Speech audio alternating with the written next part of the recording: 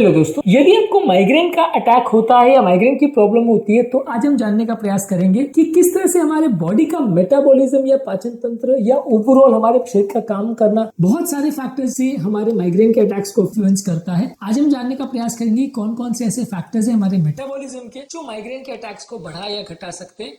ये जानना और समझना जरूरी है क्योंकि हम अपनी मैनेजमेंट स्ट्रैटेजी इस हिसाब से चेंज कर सकते हैं और माइग्रेन के मैनेजमेंट को सिर्फ दवाओं पर केंद्रित ना रखें, हम मेटाबॉलिज्म पर यदि केंद्रित रखें तो काफी इनडायरेक्ट वेज में भी हम अपने माइग्रेन के अटैक्स को कम कर सकते हैं। आज हम जानने का प्रयास करेंगे किस तरह से हमारी बॉडी का मेटाबॉलिज्म हमारे माइग्रेन के सरदर्द को अफेक्ट करता है। टॉपिक पर जाने से पहले जो लोग हमारे चैनल पर नए हैं उन्हें रिक्वेस्ट करूंगा कि चैनल को सब्सक्राइब करें क्योंकि इस तरह का यूजफुल और साइंटिफिक कंटेंट हम आपके लिए लाते रहते हैं। यदि कंटेंट यूजफुल लगे तो किसी माइग्रेन के पेशेंट या मेटाबॉलिज्म से परेशान पेशेंट के साथ इसे जरूर शेयर करें। ये इसकी जिंदगी बचाने और बदलने के लिए उपयोगी कंटेंट हो सकता है। टॉपिक के दौरान कुछ इंटरेस्टिंग साइंटिफिक फैक्ट्स, कुछ प्रैक्टिकल यूटिलिटी की बातें, कुछ साइंटिफिक स्टडीज के बारे में बताऊंगा जो आपको ज्ञान भी देंगे और हैरान भी करेंगे। और हमारा इस मामले में फाइनल वर्डिक्ट और हमारा ओपिनियन क्या है, हमारे ओपीडी की कुछ किस्से कहानियां भी बताऊंगा, इसलिए बने रहिए हमारे साथ एंड तक। चलिए शुरू करते हैं हमारे साथ ये हेल्थ का सफर।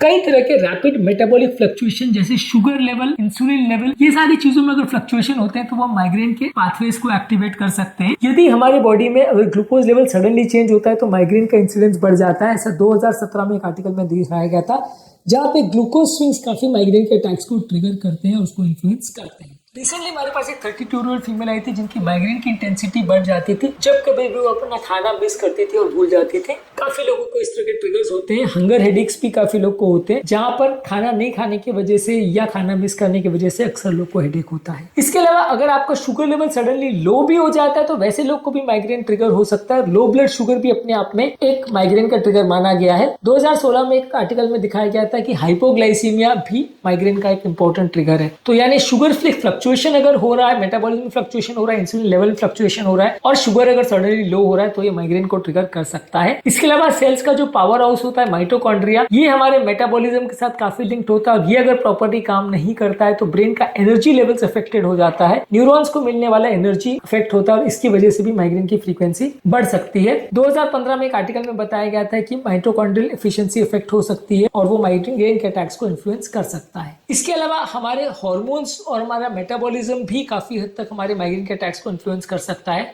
बॉडी में इंसुलिन, लेप्टिन और दूसरे मेटाबॉलिक हार्मोन जो है ये वैस्कुलर टोन को अफेक्ट करते हैं, न्यूरॉन्स की एक्साइटेबिलिटी को अफेक्ट करते हैं और इससे भी माइग्रेन के अटैक्स ट्रिगर हो सकते हैं। जर्नल ऑफ हेडेक में 2018 में एक आर्टिकल में बताया गया था कि इंसुलिन रेजिस्टेंस जितना ज्यादा होगा माइग्रेन उतना ज्यादा हो सकता है। इसके अलावा हमारे खाने में अगर शुगर कम है, मैग्नीशियम कम है और राइबोफ्लेविन अगर कम है तो ये भी हमारे ब्रेन के मेटाबॉलिज्म को अफेक्ट कर सकता है और इससे भी माइग्रेन का रिस्क बढ़ सकता है। 2019 में एक आर्टिकल में बताया गया था कि अगर किसी की बॉडी में मैग्नीशियम लेवल्स कम है और राइबोफ्लेविन कम है तो ऐसे केस में माइग्रेन के अटैक्स ज्यादा हो सकते हैं। इसके अलावा हमारा इरेगुलर अगर स्लीप वेक साइकिल है या मेटाबॉलिक रिदम अगर प्रॉपर नहीं है तो ऐसे लोग को भी माइग्रेन के अटैक हो सकते हैं। जिन लोग की नींद प्रॉपर पूरी नहीं होती या सोने का जागने का टाइम अलग अलग होता है वैसे लोग को भी माइग्रेन के अटैक्स ज्यादा हो सकते हैं। कुछ केसेस में हमारा जेनेटिक मेटाबॉलिज्म ग्लूकोज का कैसे होता है और हमारा हार्मोन रेगुलेशन कैसे होता है ये भी हमारे माइग्रेन के अटैक्स को अफेक्ट कर सकता है। यानी हमारे जेनेटिक ग्लूकोज मेटाबॉलिज्म और हमारा हार्मोन रेगुलेशन का सिस्टम जो ये भी माइग्रेन के अटैक को इन्फ्लुएंस करता है। कुछ सेंसिटिव लोगों में बार बार व्रत रखना, फास्टिंग करना या इवन इंटरमिटेंट फास्टिंग करने से भी माइग्रेन का अटैक ट्रिगर हो सकता है।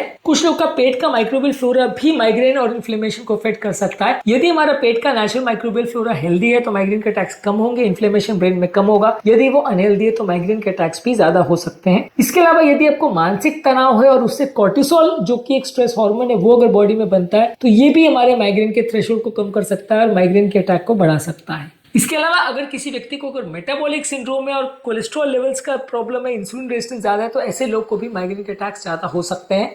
हार्मोनल अगर बॉडी में चेंजेस हो जैसे एस्ट्रोजन के लेवल में फ्लक्चुएशन हो तो ये भी हमारे ब्रेन की सेंसिटिविटी को अफेक्ट करते हैं, मेटाबॉलिज्म को अफेक्ट करते हैं और इसी वजह से लोगों को मेंस्ट्रुएशन के टाइम या मेंस्ट्रुअल साइकिल के टाइम ज्यादा माइग्रेन के हेडेक्स होते हैं। अगर किसी व्यक्ति में बॉडी में बेसलाइन इन्फ्लेमेशन यानी सूजन ज्यादा है, ऑक्सीडेटिव स्ट्रेस ज्यादा है तो ऐसे लोगों के भी माइग्रेन सेंसिटिविटी ज्यादा हो सकती है और ऐसे लोग को भी माइग्रेन का अटैक ज्यादा हो सकता है। इस मामले हमारा फाइनल वर्डिक्ट ये कि बहुत सारे बॉडी के मेटाबॉलिक चीजें हैं जो आपके माइग्रेन के अटैक को ट्रिगर कर सकती हैं। आपको आपके ब्रेन के एनर्जी को प्रॉपर्ली मैनेज करना है, आपके खाने पीने को प्रॉपर्ली मैनेज करना है, हेल्दी फूड्स और हेल्दी फैट्स ज्यादा लेना है, पानी ज्यादा पीना है, मैग्नीशियम वाले फूड प्रोडक्ट जैसे नट्स, सीड्स और हरी साग सब्जियों को ज्यादा लेना है, अच्छी नींद रखनी है, मोबाइल एक्सपोजर और स्क्रीन एक्सपोजर कम रखना है, डेली एक्सरसाइज करना है और प्रॉपर अपने मूड स्विंग्स और शुगर लेवल्स को ध्यान रखना है। आपके कैफीन के स्विंग्स को ध्यान रखना है, बहुत ज्यादा मात्रा में चाय कॉफी नहीं लेनी है। ये सारी चीजें करके आप अपने माइग्रेन के अटैक्स को सिग्निफिकेंटली इफेक्ट कर सकते हैं। तो यहाँ पर बगैर दवा को चेंज किए या बगैर दवा की इंटेंसिटी को बढ़ाए बहुत सारे तरह से हम अपने माइग्रेन के अटैक को इन्फ्लुएंस कर सकते हैं, जिसके बारे में फोकस करना, ध्यान देना जरूरी है, क्योंकि ये सारी चीजों पर फोकस करके आप अपनी दवाओं की रिक्वायरमेंट को बहुत कम कर सकते हैं। उम्मीद करूंगा कि आज के टॉपिक में कुछ नई बातें जानने को मिली होगी। जो लोग हमारे चैनल पर नए हैं उन्हें रिक्वेस्ट करूंगा कि चैनल को सब्सक्राइब करें। हमारे चैनल का पर्पज है हेल्थ एजुकेशन के द्वारा लोग को हेल्दी बनाना, और इस मिशन में आप हमारे सहभागी बन सकते हैं चैनल को सब्सक्राइब करके। आपके कमेंट्स हमें जानने में मदद करते हैं कि आपको हमारा कंटेंट कैसा लग रहा है, प्लस हमारे लिए मोटिवेशन और इंस्पिरेशन का भी काम करते हैं। इसलिए वीडियोस को देखते रहिए, शेयर करते रहिए और हेल्थ के सफर में आगे बढ़ते रहिए।